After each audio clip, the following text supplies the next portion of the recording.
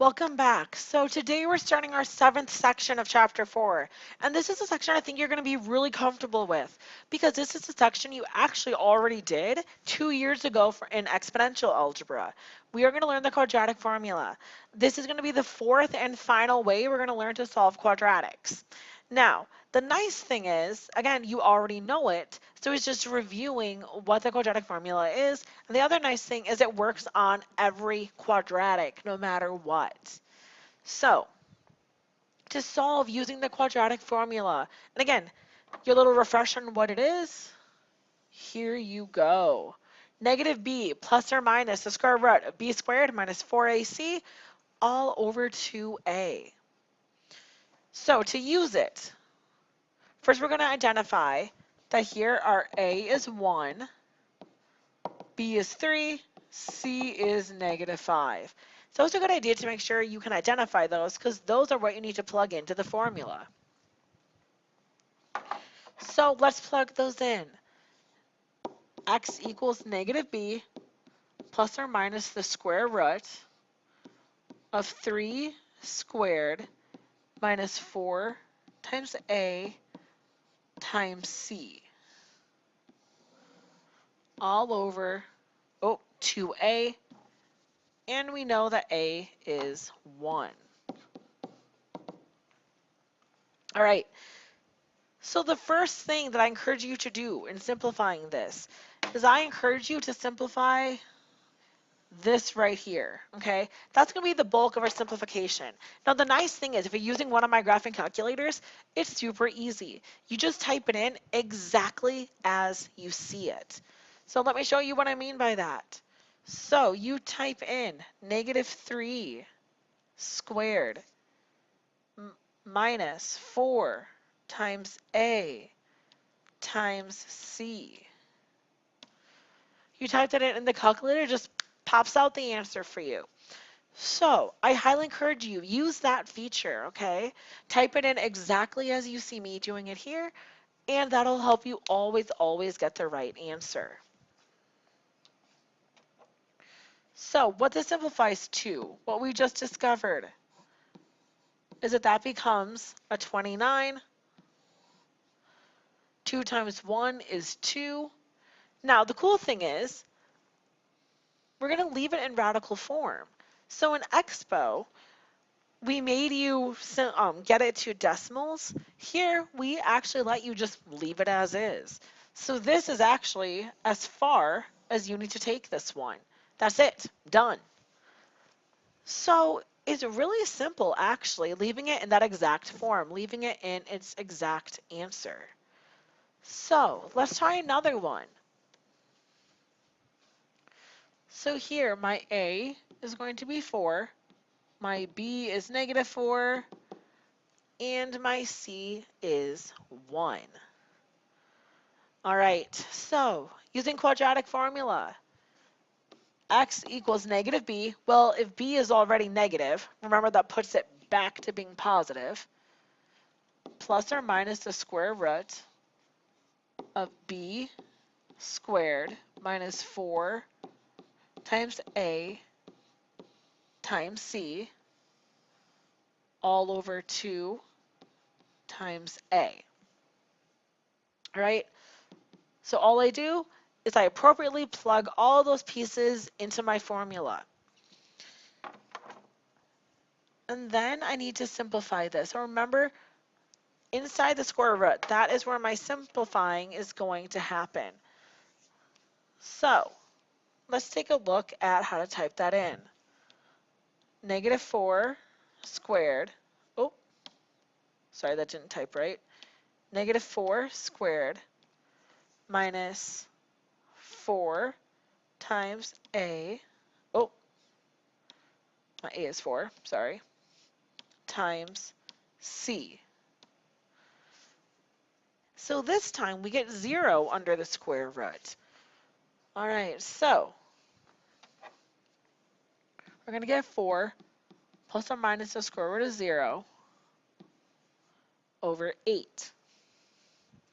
All right, so here we actually know what the square root of 0 is.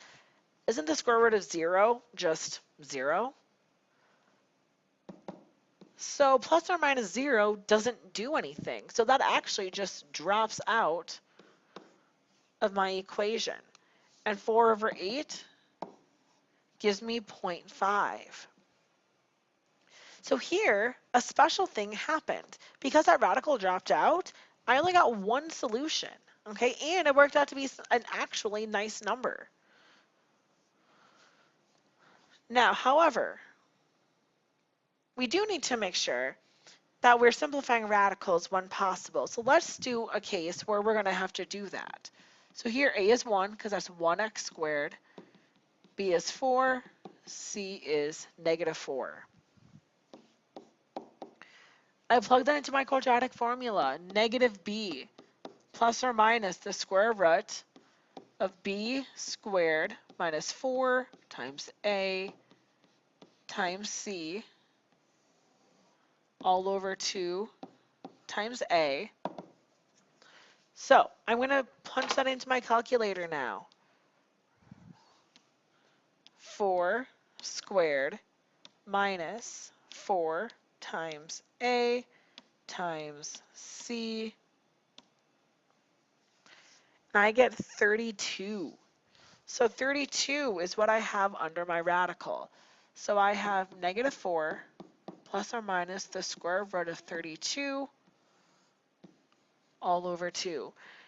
Now, even though we do want to leave it in exact radical form, I do need to simplify radicals. So remember the square root of 32. That can break up into a perfect square. Okay? 16 pulls out of it. And the square root of 16 is 4.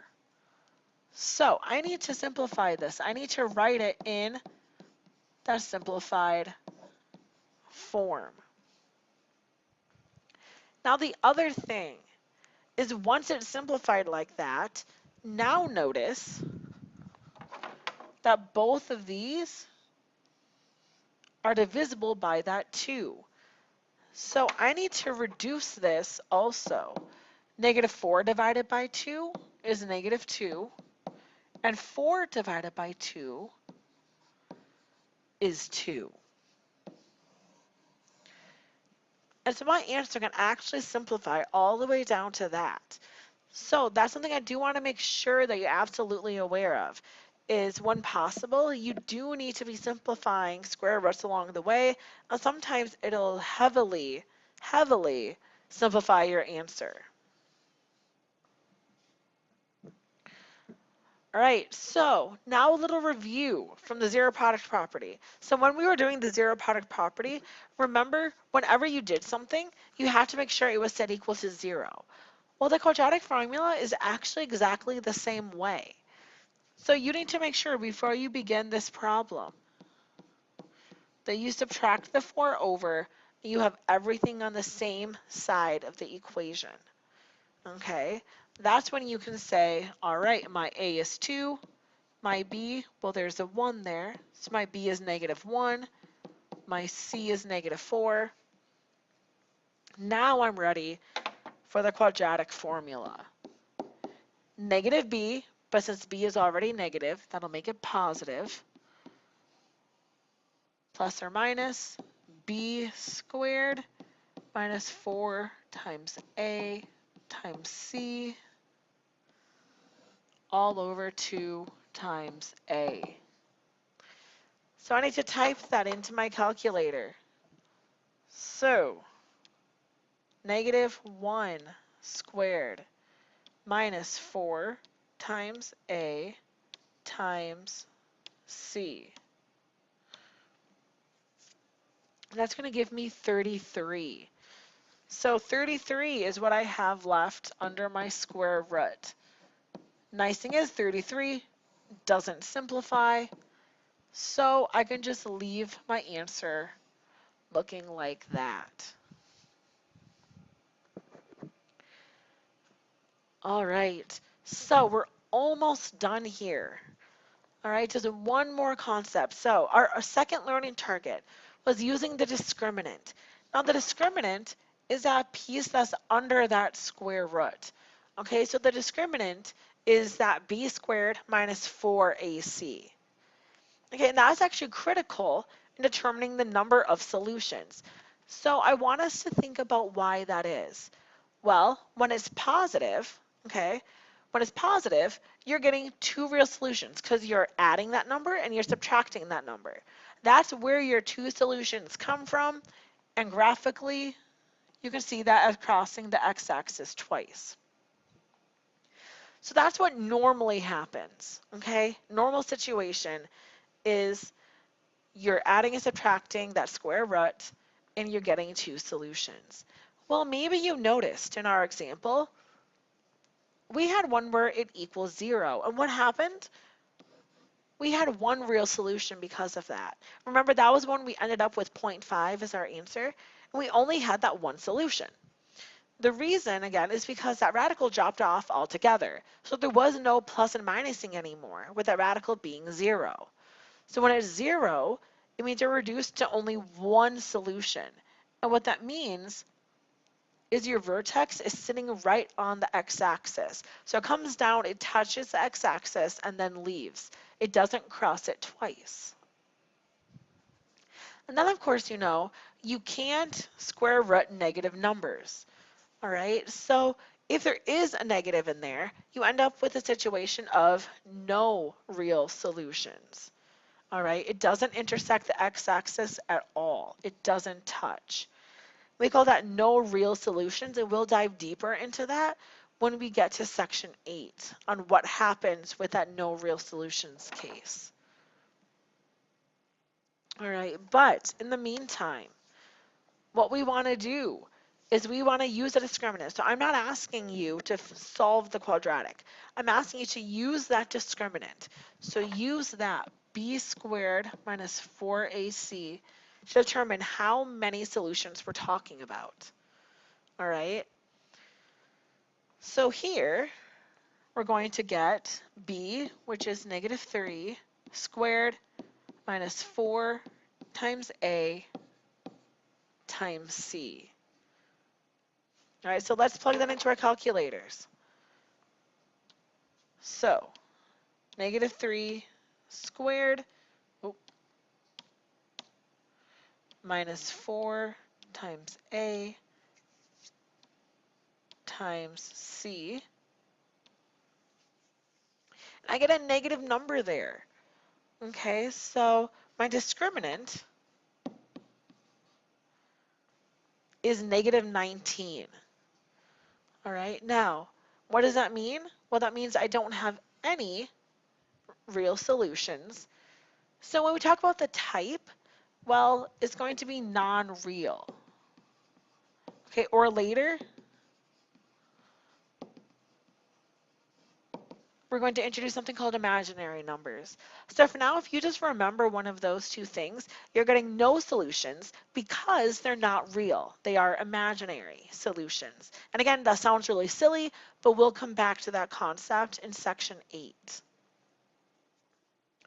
Then what about this one? B, which is going to be 1 squared minus 4 times a times c. And again, let's type that right into the calculator. So 1 squared minus 4 times a times c. And I get my discriminant of 41. So because it's a positive value, that means I'm going to have two solutions. And it means that they're both going to be real. I have two real solutions. All right, and then finally, make sure you flip to the next page and you make that summary for me. I'm sorry I couldn't fit it at the bottom of that page, but that would have been way too much on a single page. So please make sure you flip the page and still go back and do that summary for me. And then come back to class, prepared to do your practice work.